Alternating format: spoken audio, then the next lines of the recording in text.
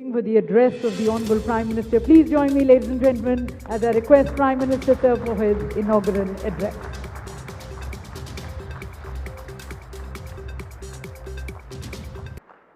इस ऐतिहासिक अवसर पर उपस्थित मंत्रिमंडल के मेरे सहयोगीगण, देश के उद्योग जगत के प्रतिनिधिगण, अन्य महानुभाव, देवी और सज्जनों, ये समिट तो ग्लोबल है, लेकिन आवाज लोकल है।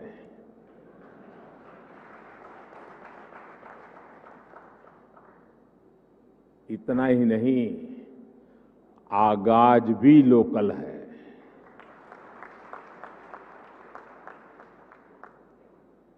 आज 21वीं सदी के विकसित होते भारत के सामर्थ्य का, उस सामर्थ्य को देखने का, उसके प्रदर्शन का एक विशेष दिवस है। आजादी के अमृत महोत्सव के इस ऐतिहासिक कालखंड में 1 अक्टूबर 2022 ये तारीख इतिहास में दर्ज होने वाली है।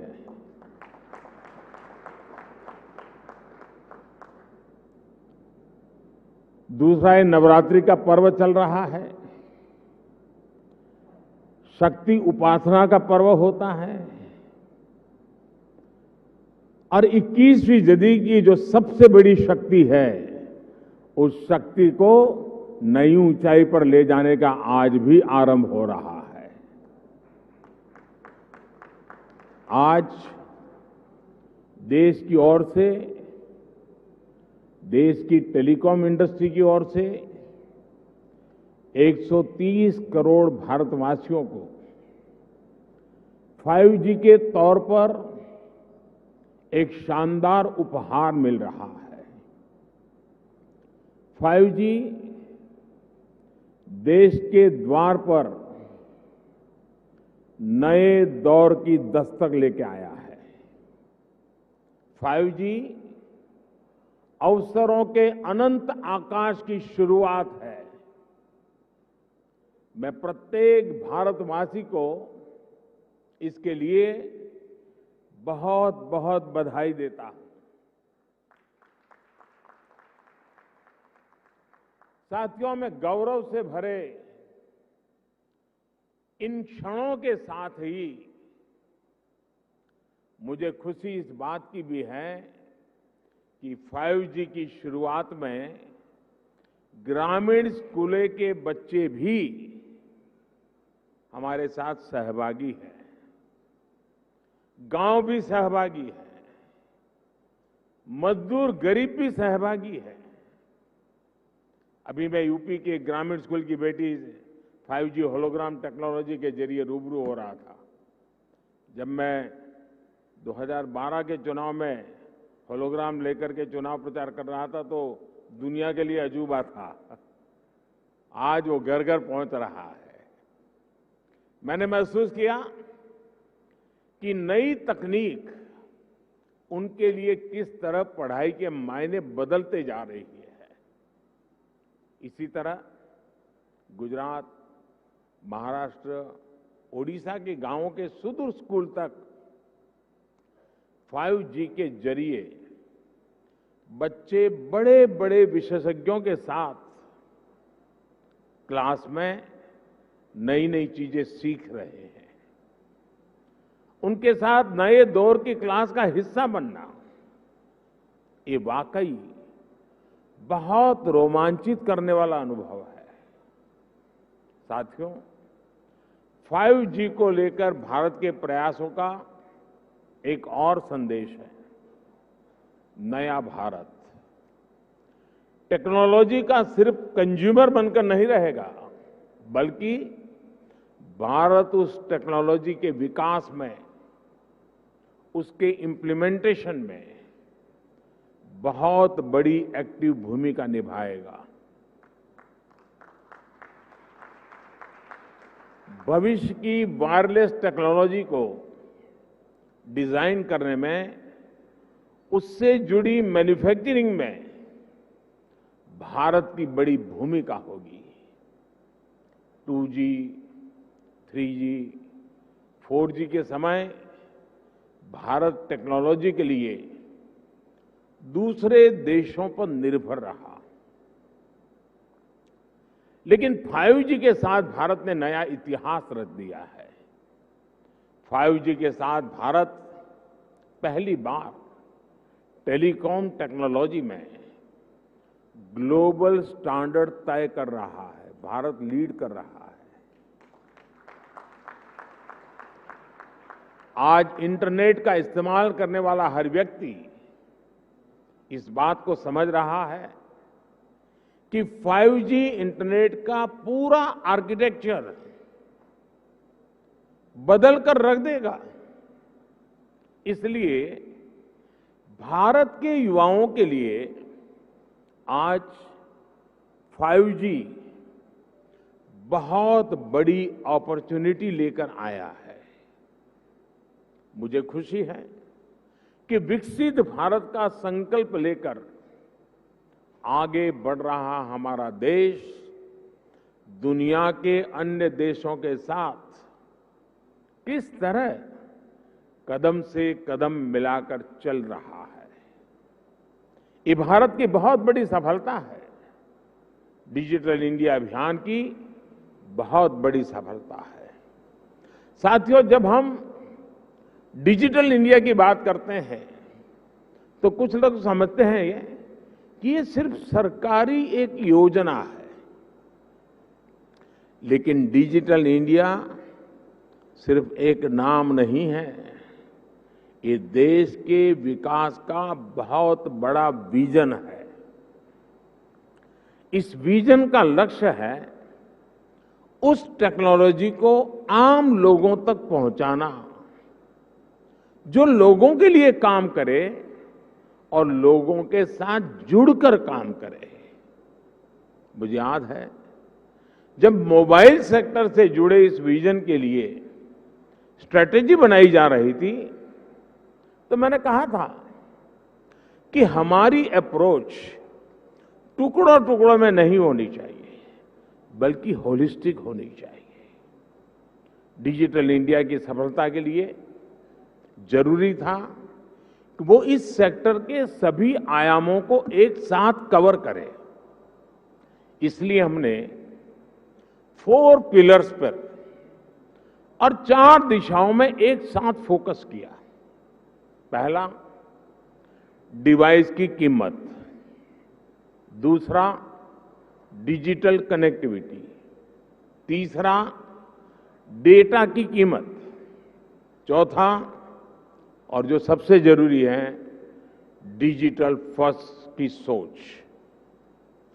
साथियों, जब हम पहले पिलर की बात करते हैं, डिवाइस की कीमत की बात करते हैं, तो एक बात बहुत स्पष्ट है, डिवाइस की कीमत तभी कम हो सकती है जब हम आत्मनिर्भर हो। और आपको याद होगा बहुत लोगों ने आत्मनिर्भर की मेरी बात की मजाक उड़ाई थी। 2014 तक हम करीब 100% मोबाइल फोन आयात करते थे, विदेशों से इंपोर्ट करते थे। और इसलिए हमने तय किया कि हम इस क्षेत्र में आत्मनिर्भर बनेंगे। हमने मोबाइल मैन्युफैक्चरिंग यूनिट्स को बढ़ाया। 2014 में जहां देश में 2 मोबाइल मैन्युफैक्चरिंग यूनिट्स थी, 8 साल पहले 2, अब उनकी संख्या 200 के ऊपर है।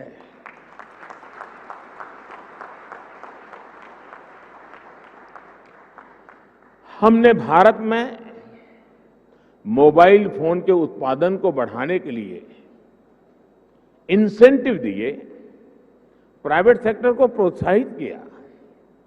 आज इसी योजना का विस्तार आप PLI स्कीम में भी देख रहे हैं।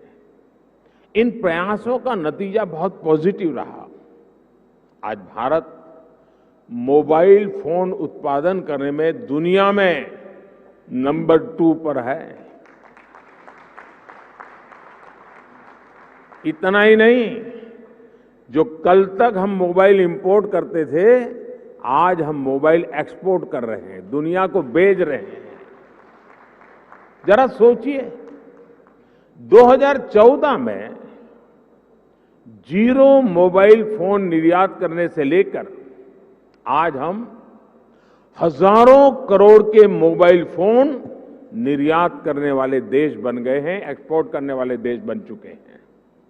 स्वाभाविक है, इन सारे प्रयासों का प्रभाव डिवाइस की कीमत पर पड़ा है। अब कम कीमत पर हमें ज्यादा फीचर्स भी मिलने लगे हैं। साथियों, डिवाइस कॉस्ट के बाद जो दूसरे पिलर पर हमने काम किया, वो है डिजिटल कनेक्टिविटी का। आप भी जानते हैं कि कम्युनिकेशन सेक्टर की असली ताकत कनेक्टिविटी में है। जितने ज्यादा लोग कनेक्ट होंगे, इस सेक्टर के लिए उतना अच्छा है। अगर हम ब्रॉडबैंड कनेक्टिविटी की बात करें, तो 2014 में 6 करोड़ यूजर्स थे। आज इनकी संख्या बढ़कर 80 करोड़ से ज्यादा हो चुकी है। अगर हम इंटरनेट कनेक्शन की संख्या की बात करें, तो 2014 में जहां 25 करोड़ इंटरनेट कनेक्शन थे, वहीं आज इसकी संख्या करीब करीब 85 करोड़ पहुंच रही है, 85 करोड़ पहुंच रही है। ये बात भी नोट करने वाली है कि आज शहरों में इंटरनेट यूजर्स की संख्या के मुकाबले हमारे ग्रामीण क्षेत्रों में इंटरनेट यूजर्स की संख्या तेजी से बढ़ रही है। और उसकी एक खास वजह है, 2014 में जहां देश में 100 से भी कम पंचायतों तक ऑप्टिकल फाइबर पहुंचा था, आज 1,70,000 से भी ज्यादा पंचायतों तक ऑप्टिकल फाइबर पहुंच चुका है। अब कहां 100 और कहां 1,70,000। जैसे सरकार ने घर घर बिजली पहुंचाने की मुहिम शुरू की, जैसे हर घर जल अभियान के जरिए हर किसी तक साफ पानी पहुंचाने के मिशन पर काम किया, जैसे उज्ज्वला योजना के जरिए गरीब से गरीब आदमी के घर में भी गैस सिलेंडर पहुंचाया, जैसे हमने करोड़ों की तादाद में लोग बैंक अकाउंट से वंचित थे, करोड़ों लोग जो बैंक से नहीं जुड़े थे, आजादी के इतने साल के बाद जनधन अकाउंट के द्वारा हिंदुस्तान के नागरिकों को बैंक के साथ जोड़ दिया। वैसे ही हमारी सरकार इंटरनेट फॉर ऑल के लक्ष्य पर काम कर रही है। साथियों, डिजिटल कनेक्टिविटी बढ़ने के साथ ही डेटा की कीमत भी उतनी अहम हो जाती है। ये डिजिटल इंडिया का तीसरा पिलर था, जिस पर हमने पूरी शक्ति से काम किया। हमने टेलीकॉम सेक्टर के रास्ते में आने वाली तमाम अड़चनों को हटाया। पहले विजन की कमी और पारदर्शिता के अभाव में टेलीकॉम सेक्टर को तमाम मुश्किलों का सामना करना पड़ता था। आप परिचित हैं कि कैसे हमने 4G तकनीक के विस्तार के लिए पॉलिसी सपोर्ट दिया। इससे डेटा की कीमत में भारी कमी आई और देश में डेटा क्रांति का जन्म हुआ। देखते ही देखते ये तीनों फैक्टर, डिवाइस की कीमत, डिजिटल कनेक्टिविटी और डेटा की कीमत, इसका मल्टीप्लायर इफेक्ट हर तरफ नजर आने लगा। लेकिन साथियों, इन सब के साथ एक और महत्वपूर्ण काम हुआ। देश में डिजिटल फर्स्ट की सोच विकसित हुई। एक वक्त था जब बड़े बड़े विद्वान, एलिट क्लास, उसके कुछ मुट्ठी भर लोग, सदन के कुछ भाषण देख लेना, कैसे कैसे भाषण हमारे नेता लोग करते हैं, वे मजाक उड़ाते थे। उनको लगता था कि गरीब लोगों में क्षमता ही नहीं है, ये डिजिटल समझ ही नहीं सकते, संदेह करते थे। उन्हें शक था कि गरीब लोग डिजिटल का मतलब भी नहीं समझ पाएंगे। लेकिन मुझे देश के सामान्य मानवी की समझ पर, उसके विवेक पर, उसके जिज्ञासु मन पर हमेशा भरोसा रहा है।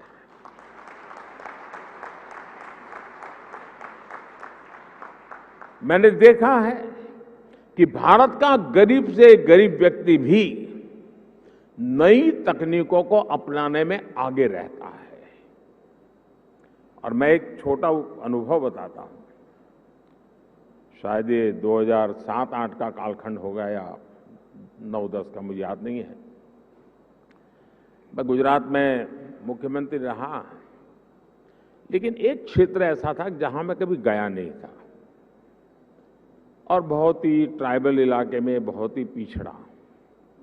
मैं, हमारे सरकार के अधिकारियों ने भी मुझे एक बार वहां कार्यक्रम करना ही करना है, मुझे जाना है।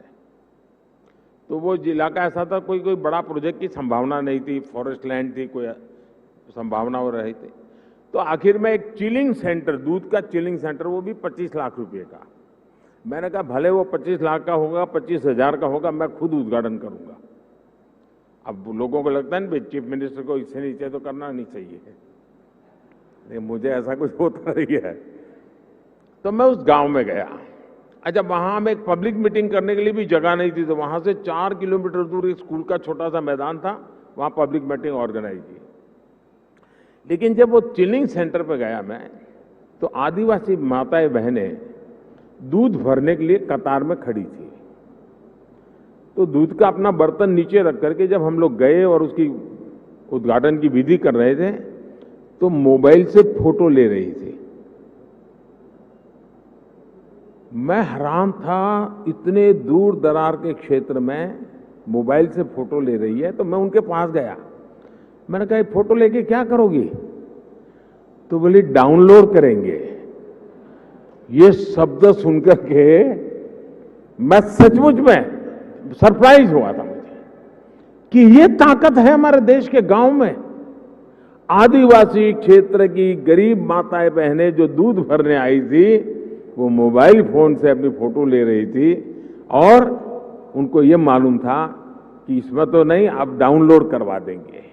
और डाउनलोड शब्द उनसे मुंह से निकलना, ये उनकी समझ शक्ति और नई चीजों को स्वीकारने के स्वभाव का परिचय देती है। मैं कल गुजरात में था, तो मैं अंबाजी तीर्थ क्षेत्र पे जा रहा था, तो रास्ते में छोटे छोटे गांव थे। आधे से अधिक लोग ऐसे होंगे जो मोबाइल से वीडियो उतार रहे थे, आधे से अधिक लोग। यानी हमारे देश की ये जो ताकत है, इस ताकत को हम नजरअंदाज नहीं कर सकते हैं। और सिर्फ देश के इलीट क्लास के कुछ लोगों को ही हमारे गरीब भाई बहनों पर यकीन नहीं था। आखिरकार हम डिजिटल फर्स्ट के अप्रोच के साथ आगे बढ़ने में कामयाब हुए। सरकार ने खुद आगे बढ़कर डिजिटल पेमेंट्स का रास्ता आसान बनाया। सरकार ने खुद ऐप के जरिए सिटीजन सेंट्रिक डिलीवरी सर्विस को बढ़ावा दिया। बात चाहे किसानों की हो या छोटे दुकानदारों की, हमने उन्हें ऐप के जरिए रोज की जरूरतें पूरी करने का रास्ता दिया। इसका नतीजा आज आप देख सकते हैं। आज टेक्नोलॉजी सही मायने में डेमोक्रेटिक हो गई है, लोकतांत्रिक हो गई है। आपने भी देखा है कि डिजिटल फर्स्ट की हमारी अप्रोच ने कोरोना वैश्विक महामारी के इस दौर में देश के लोगों की कितनी मदद की। दुनिया के बड़े बड़े विकसित देश जब अपने नागरिकों की मदद करने में संघर्ष कर रहे थे, खजाने में रुपये पड़े थे, डॉलर थे, पाउंड थे, सब था, यूरो था, लेकिन और देने का तय भी किया था, लेकिन पहुंचाने का रास्ता नहीं था। भारत एक क्लिक पर हजारों करोड़ रुपए मेरे देश के नागरिकों के खाते में ट्रांसफर कर रहा है। ये डिजिटल इंडिया की ही ताकत थी कि जब दुनिया थमी हुई थी तो भी हमारे बच्चे ऑनलाइन क्लासेस ले रहे थे, पढ़ाई कर रहे थे। अस्पतालों के सामने असाधारण चुनौती थी, लेकिन डॉक्टर्स अपने मरीजों का इलाज टेलीमेडिसिन के जरिए भी कर रहे थे। ऑफिसेज बंद थे, लेकिन वर्क फ्रॉम होम चल रहा था। आज हमारे छोटे व्यापारी हो, छोटे उद्यमी हो, लोकल कलाकार हो, कारीगर हो, डिजिटल इंडिया ने सबको मंच दिया है, बाजार दिया है। आज आप किसी लोकल मार्केट में, आप सब्जी मंडी में जाकर देखिए, रेहड़ी पटरी वाला छोटा दुकानदार भी आपसे कहेगा कैश नहीं है, यूपीआई कर दीजिए। मैंने तो बीच में एक वीडियो देखा, कोई भिक्षुक भी डिजिटली पेमेंट लेता है। ट्रांसपेरेंसी देखिए। ये बदलाव बताता है कि जब सुविधा सुलभ होती है तो सोच किस तरह सशक्त हो जाती है। साथियों, आज टेलीकॉम सेक्टर में जो क्रांति देश देख रहा है वो इस बात का सबूत है कि अगर सरकार सही नीयत से काम करे तो नागरिकों की नीयत बदलने में देर नहीं लगती है। 2G की नीयत और 5G की नीयत में यही फर्क है।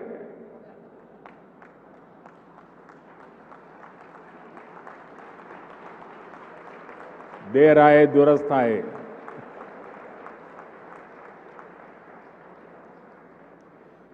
भारत आज दुनिया के उन देशों में है जहां डेटा इतना सस्ता है।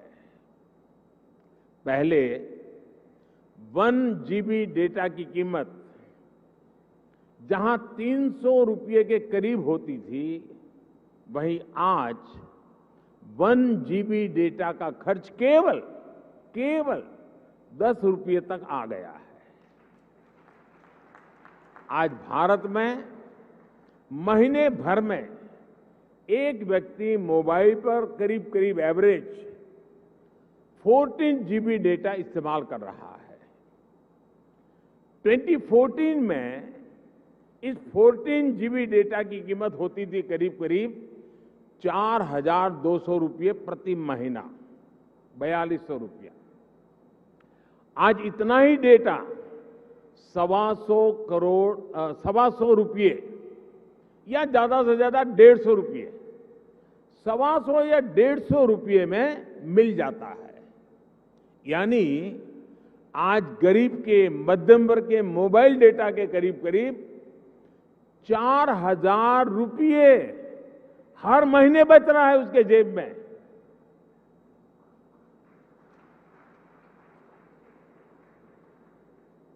हमारी सरकार के इतने सारे प्रयासों से भारत में डेटा कीमत बहुत कम बढ़ी हुई है। ये बात अलग है, 4,000 रुपया बचना कोई छोटी बात नहीं है हर महीना। लेकिन जब मैं बता रहा हूं तब आपको ध्यान में आया, क्योंकि हमने इसका हो हल्ला नहीं किया, विज्ञापन नहीं दिए, झूठे बड़े गपगोले नहीं चलाए। हमने फोकस किया कि देश के लोगों की सहूलियत बढ़े, ईज ऑफ लिविंग बढ़े।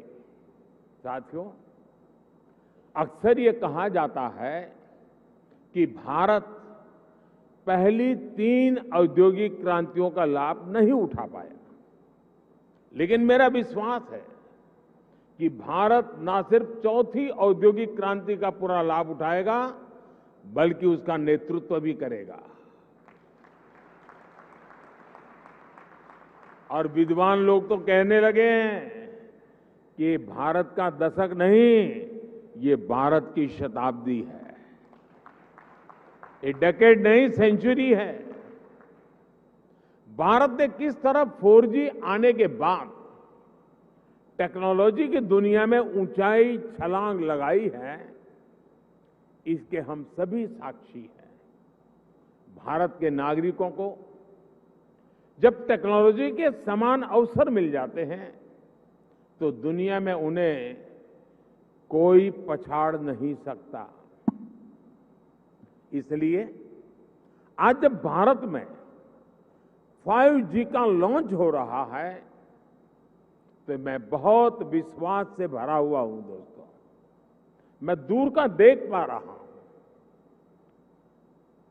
और जो सपने हमारे दिल दिमाग में चल रहे हैं, उसको अपनी आंखों के सामने हम साकार होते देखेंगे। हमारे बाद वाली पीढ़ी देखेगी, ऐसा काम होने वाला नहीं है, हम ही हमारे आंखों के सामने देखने वाले हैं। ये एक सुखद संयोग है कि कुछ सप्ताह पहले ही भारत विश्व की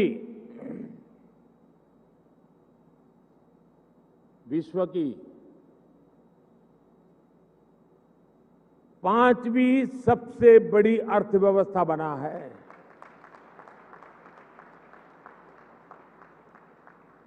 और इसलिए ये अवसर है हमारे युवाओं के लिए, जो 5G टेक्नोलॉजी की मदद से दुनिया भर का ध्यान खींचने वाले इनोवेशंस कर सकते हैं।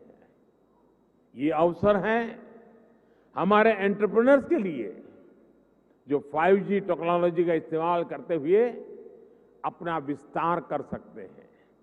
ये अवसर है भारत के सामान्य मानवी के लिए, जो इस टेक्नोलॉजी का इस्तेमाल करते हुए अपनी स्किल्स को सुधार सकता है, अपस्किल्स कर सकता है, रीस्किल्स कर सकता है, अपने आइडियाज को सच्चाई में बदल सकता है। साथियों, आज का ये ऐतिहासिक अवसर एक राष्ट्र के तौर पर, भारत के एक नागरिक के तौर पर हमारे लिए नई प्रेरणा लेकर आया है। क्यों ना हम इस 5G टेक्नोलॉजी का उपयोग करके भारत के विकास को अभूतपूर्व गति दें। क्यों ना हम इस 5G टेक्नोलॉजी का इस्तेमाल करके अपनी अर्थव्यवस्था को बहुत तेजी से विस्तार दें। क्यों ना हम इस 5G टेक्नोलॉजी का इस्तेमाल करके अपनी प्रोडक्टिविटी में रिकॉर्ड वृद्धि करें। साथियों, इन सवालों में हर भारतीय के लिए एक अवसर है, एक चुनौती है, एक सपना है और एक संकल्प भी है। मुझे पता है कि आज 5G की इस लॉन्चिंग को जो वर्ग सबसे ज्यादा उत्साह से देख रहा है, वो मेरा युवा साथी है, मेरे देश की युवा पीढ़ी है। हमारी टेलीकॉम इंडस्ट्री के लिए भी कितने ही बड़े अवसर इंतजार कर रहे हैं। रोजगार के कितने ही नए अवसर बनने जा रहे हैं। मुझे विश्वास है हमारी इंडस्ट्री, हमारे इंस्टीट्यूट्स और हमारे युवा मिलकर इस दिशा में निरंतर काम करेंगे। और अभी जब मैं काफी समय पूरा जो एग्जीबिशन लगा है उसको समझने का प्रयास करता था। मैं कोई टेक्नोलॉजी का विद्यार्थी तो नहीं हूं, लेकिन समझने की कोशिश कर रहा था। ये देख करके मुझे लगा है कि मैं सरकार में तो सूचना करने वाला हूं कि हमारी सरकार के सभी विभाग, उसके सारे अधिकारी जरा देखें कहां कहां इसका उपयोग हो सकता है, ताकि सरकार की नीतियों में भी इसका असर नजर आना चाहिए। मैं देश के स्टूडेंट्स को भी चाहूंगा कि 5 दिन तक ये एग्जीबिशन चलने वाला है। मैं खास करके टेक्नोलॉजी से जुड़े स्टूडेंट से आग्रह करूंगा कि आप आइए, इसे देखिए, समझिए और कैसे दुनिया बदल रही है। और आप एक बार देखेंगे तो अनेक चीजें नई आपके भी ध्यान में आएगी, आप उसमें जोड़ सकते हैं। और मैं इस टेलीकॉम सेक्टर के लोगों से भी कहना चाहूंगा, मुझे खुशी होती थी जिस स्टॉल में मैं गया, हर कोई कहता था ये इंडिजीनियस है, ये आत्मनिर्भर है, ये हमने बनाया है। सब बड़े गर्व से कहते थे, मुझे आनंद हुआ। लेकिन मेरा दिमाग कुछ और चल रहा था। मैं ये सोच रहा था, जैसे कई प्रकार की कार आती हैं, हर एक की अपनी एक ब्रांड होती है, हर एक की अपनी विशेषता भी होती है, लेकिन उसमें जो स्पेयर पार्ट पहुंचाने वाले होते हैं वो एमएसएमई सेक्टर के होते हैं। और एक ही एमएसएमई के एक फैक्ट्री वाला 6 प्रकार की गाड़ियों के स्पेयर पार्ट बनाता है, छोटे मोटे जो भी सुधार करने करे वो देता है। मैं चाहता हूं कि आज हार्डवेयर भी आप लगाए रहे हैं, ऐसा लगा मुझे आपकी बातों से। क्या एमएसएमई सेक्टर को इसके लिए जो हार्डवेयर की जरूरत है, उसके छोटे छोटे पुर्जे बनाने के लिए उनको काम दिया जाए, बहुत बड़ा इकोसिस्टम बनाया जाए। एकदम से मैं व्यापारी तो नहीं हूं, मुझे रुपये पैसे से लेना देना नहीं है, लेकिन मैं इतना समझता हूं कि कॉस्ट एकदम कम हो जाएगी, एकदम कम हो जाएगी। हमारे एमएसएमई सेक्टर की ये ताकत है। और वो सप्लाई आपको सिर्फ अपने यूनिकनेस के साथ उसमें सॉफ्टवेयर वगैरह जोड़ करके सर्विस देनी है। और इसलिए मैं समझता हूं कि आप सब मिलकर के एक नया और मिलकर के करना पड़ेगा, और तभी जाकर के इसकी कॉस्ट हम नीचे ला सकते हैं। बहुत से काम हैं, हम मिलकर के करते ही हैं। तो मैं जरूर इस क्षेत्र के लोगों से भी कहूंगा, मैंने ये भी देखा है कि स्टार्टअप में जिन बच्चों ने काम किया है, जिन नौजवानों ने काम किया है, ज्यादातर इस क्षेत्र में उन्हीं स्टार्टअप को ओन कर करके उसको स्केल अप किया गया है। मैं स्टार्टअप वाले साथियों को भी कहता हूं कि आपके लिए भी इस क्षेत्र में कितनी सेवाएं अधिकतम आप दे सकते हैं, कितनी यूजर फ्रेंडली व्यवस्थाओं को विकसित कर सकते हैं, आखिरकार इसका फायदा यही है। लेकिन एक और चीज मैं चाहूंगा, ये भी आपका जो एसोसिएशन है वो मिलकर के एक मूवमेंट चला सकता है क्या? एटलीस्ट हिंदुस्तान के सभी डिस्ट्रिक्ट हेडक्वार्टर में ये 5G जीवन में कैसे उपयोगी हो सकता है, उसके लोगों को एजुकेट करने वाले एग्जीबिशन, उसकी व्यवस्था हो सकती है क्या? मेरा अनुभव है, छोटा सा उदाहरण बताता हूं। हमारे देश में 24 घंटे बिजली, ये सपना था। मैं गुजरात में जब था तो मैंने एक योजना बनाई, ज्योति ग्राम योजना, और मेरा सपना था कि मैं गुजरात के हर घर में 24/7 बिजली दूंगा। अब मेरे सारे अफसर कहते थे साहब संभव ही नहीं है, ये तो हम कर ही नहीं सकते हैं। तो मैंने एक सिंपल सी सॉल्यूशन दिया था। मैंने कहा हम एग्रीकल्चर फीडर अलग कर दें, डोमेस्टिक फीडर अलग कर दें, और फिर उस काम को किया। और एक एक जिले को पकड़ करके काम पूरा करता था। बाकी जगह पे चलता था, लेकिन एक काम पूरा करो। फिर उस जिले का बड़ा समिट करता था, 2.5-3 लाख लोग आते थे, क्योंकि 24 घंटे बिजली मिलना एक बड़ा आनंद उत्सव का समय था। वो 2003, 4, 5 का कालखंड था। लेकिन उसमें मैंने देखा, मैंने देश भर में बिजली से होने वाले काम, बिजली से चलने वाले यंत्र, उनकी एक बहुत बड़ी प्रदर्शनी लगाई। जब लोगों को क्या लगता है, बिजली आई यानी रात को खाना खाने का समय बिजली मिलेगी, बिजली आई मतलब टीवी देखने के लिए काम आ जाएगा। इसका कई प्रकार से उपयोग हो सकता है, उसका एजुकेशन भी जरूरी था। मैं ये 2003-5 के बीच की बात कर रहा हूं। और जब वो सारा एग्जीबिशन लगाया तो लोग, टेलर भी सोचने लगा मैं मेरा इक्विपमेंट ऐसे लगूंगा, कुम्हार भी सोचने लगा कि मैं ऐसे इलेक्ट्रिक व्हीकल लूंगा, माताएं बहनें भी लगी किचन में हमारे इलेक्ट्रिक वाले इतनी इतनी चीजें आ सकती हैं। यानी एक बहुत बड़ा मार्केट खड़ा हुआ।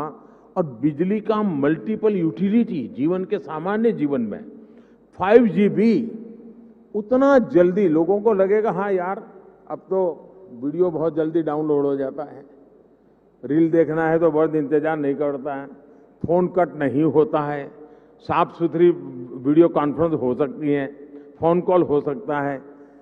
इतने से सीमित नहीं है, ये जीवन को बदलने वाली व्यवस्था के रूप में आ रहा है। और इसलिए मैं इस उद्योग जगत के मित्रों के एसोसिएशन को कहूंगा कि आप स्कूल, कॉलेज, यूनिवर्सिटी और हिंदुस्तान के हर डिस्ट्रिक्ट में जाकर के इसके कितने पहलू हैं, और आप देखिए वो लोग उसमें वैल्यू एडिशन करेंगे तो एक आपके लिए सेवा का काम भी हो जाएगा। और मैं चाहूंगा कि इस टेक्नोलॉजी जीवन में सिर्फ बातचीत करने के लिए या कुछ वीडियो देखने के लिए सीमित नहीं रहनी चाहिए, ये पूरी तरह एक क्रांति लाने के लिए उपयोग होना चाहिए। और हमें 130 करोड़ देशवासियों तक एक बार पहुंचना है, बाद में तो वो पहुंचा देगा, आप देख लीजिए, आपको टाइम नहीं लगेगा। अभी मैंने ड्रोन पॉलिसी अभी लाया था, आज कई खेतों में मैं देख रहा हूं वो ड्रोन से अपना दवाइयां छिड़काव का काम शुरू कर दिया, उन्होंने ड्रोन चलाना सीख दिया। और इसलिए मैं समझता हूं कि हमें इन व्यवस्थाओं की तरफ जाना चाहिए। और साथियों, आने वाले समय में देश निरंतर ऐसी टेक्नोलॉजीज का नेतृत्व करेगा जो भारत में जन्मेगी, जो भारत को ग्लोबल लीडर बनाएगी। इसी विश्वास के साथ आप सभी को मेरी बहुत बहुत शुभकामनाएं। एक बार फिर सभी देशवासियों को शक्ति उपासना के पावन पर्व पर शक्ति का एक बहुत बड़ा माध्यम 5G लॉन्च होने के लिए बहुत बहुत बधाई देता हूं। बहुत बहुत धन्यवाद। बहुत बहुत धन्यवाद।